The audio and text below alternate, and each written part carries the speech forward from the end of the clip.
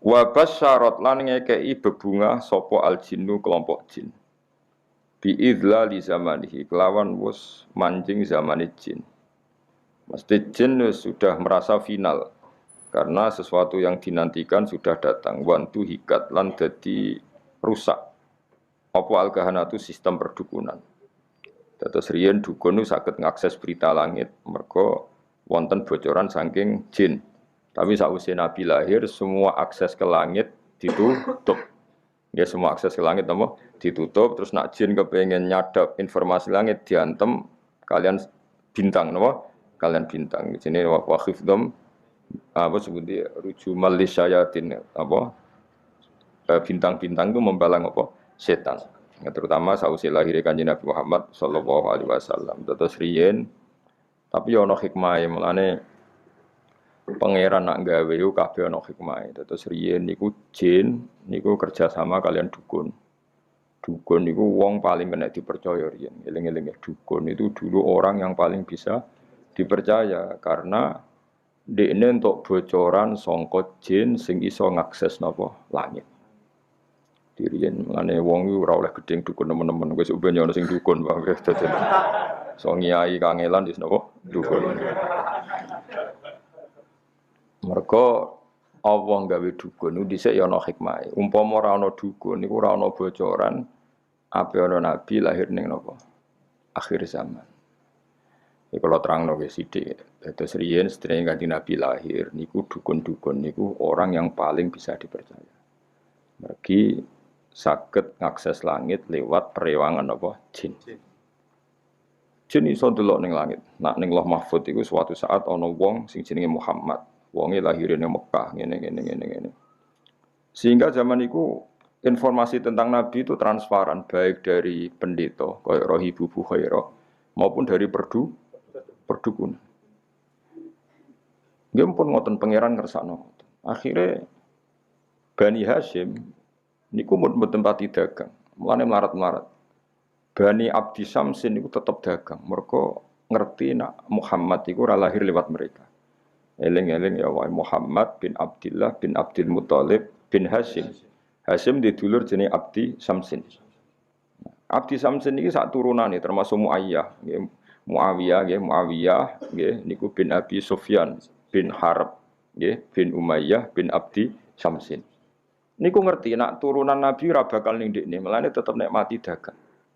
Sementara Bani Hashim padahal Muhammad bin Abdullah bin Abdul Muthalib bin Hashim. Hashim itu mbah keempat sangka Nabi. Niku pun ngerti tenan nak sampean putune iku bakal dadi nabi.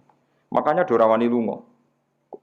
Jadi Hashim wedi kok jangan-jangan era aku. Kok Abdul Muthalib yo wedi jangan-jangan era aku. Abdullah yo wedi jangan-jangan sehingga do tengok-tengok ning Mekah. Iku yo beritani sebagian sangka kahin napa? Kahin. Perdukunan. Jadi akhirnya mulai Imam Bukhari itu dikritik ketika istidlal itu mengambil dalil bahwa kesaksian kenabiannya Nabi itu sebagian diomong napa dukun. Hazza itu dukun kain. Jadi Imam Bukhari menulis di Dalailun Nubuwah, beliau dengan fasihnya ngendikan ketika Abi Sufyan datang ke Heraklius, beliau datang ke Palestina, teng pemerintahan Romawi. Pemerintahan Romawi itu digegerkan oleh informasi nak neng Mekah itu ada orang yang mengklaim dirinya Nabi, ya mengklaim dirinya Nabi. Ya tentu bagi kita tuh nggak ngeklaim pancen Nabi tenan, tapi bagi mereka kan itu klaim. Singkat cerita sudah dengar detail kalau ada orang bernama Muhammad dari suku Quraisy memaklumatkan diri kalau dia seorang Nabi. Senjata Heraklius kalau dalam kitab-kitab Heraklius itu tidak punya informasi detail. Suatu saat Abi Sufyan itu mampir ke sana karena mitra dagang. Kita tahu Abi Sufyan itu presiden Mekah, no? Presiden Mekah tentu sering ketemu tokoh-tokoh dunia, termasuk ketemu sinten Heraklius.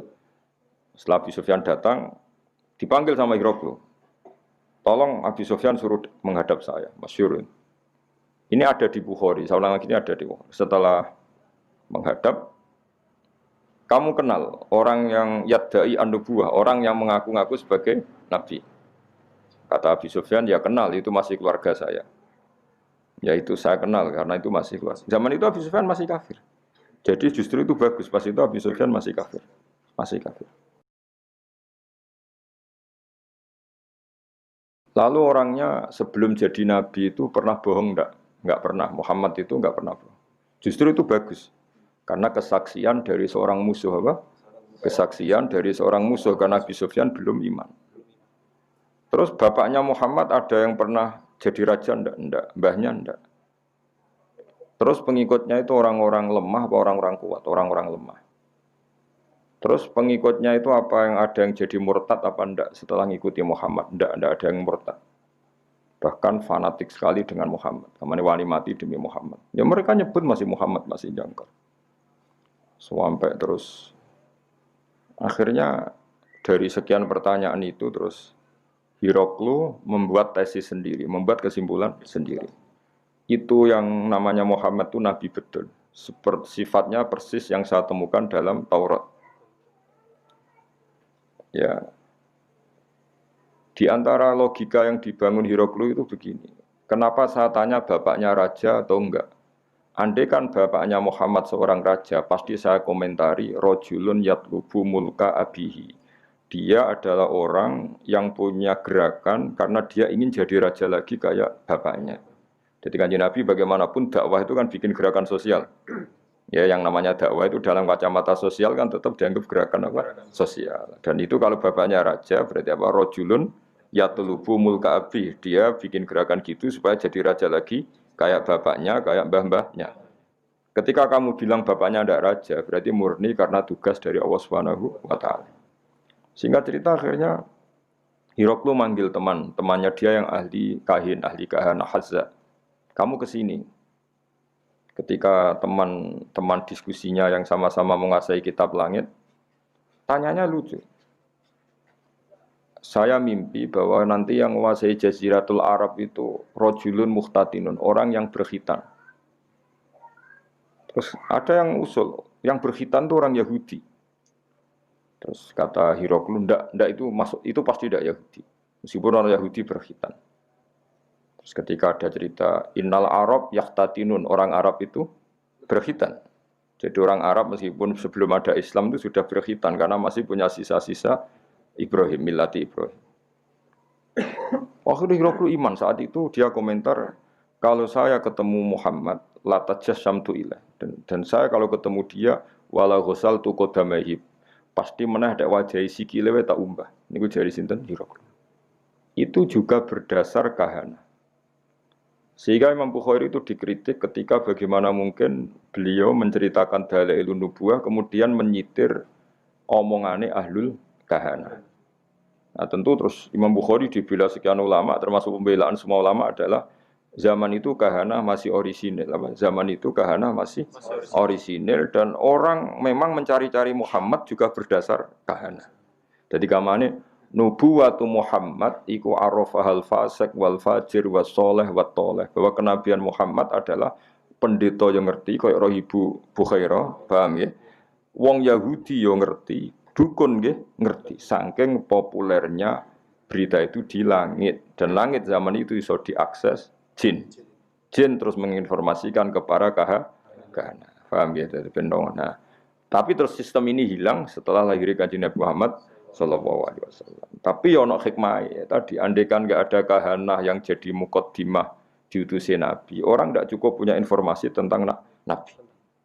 Ya terus ribet dong, misalnya Nabi maklumatkan aku Nabi, Nabi ku apa? Sing untuk perintah ke Jibril, Jibril ku sapa? Kan panjang. Beda nek orang Yahudi Yahudi kenal Jibril, kenal Mikail, paham ya? Roh Ibu Bukhairah ya kenal Nabi akhir zaman. Sehingga wong kabeh diskusi tentang Nabi akhir zaman. Jadi cara saiki wis di seminar wis dadi trending topik. Sudah orang sudah bicarakan itu semua.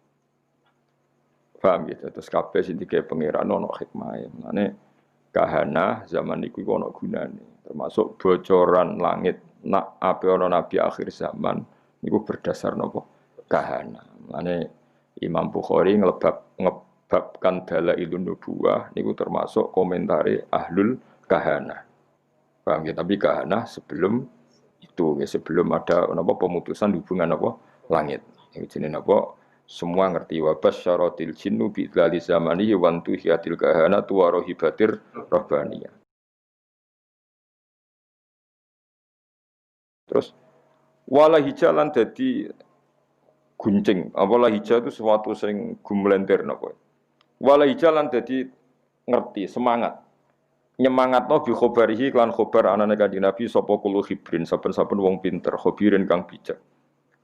Wa fi khula husnihi lan ing dalam sifat hiasan sifat apike Nabi khulayu hiasan husnun wa apik utawa apik sing dipadakno hiasan taha padha bingung ana sing maca tahin taha sami sangka tahayati hutaihan maknane apa bingung.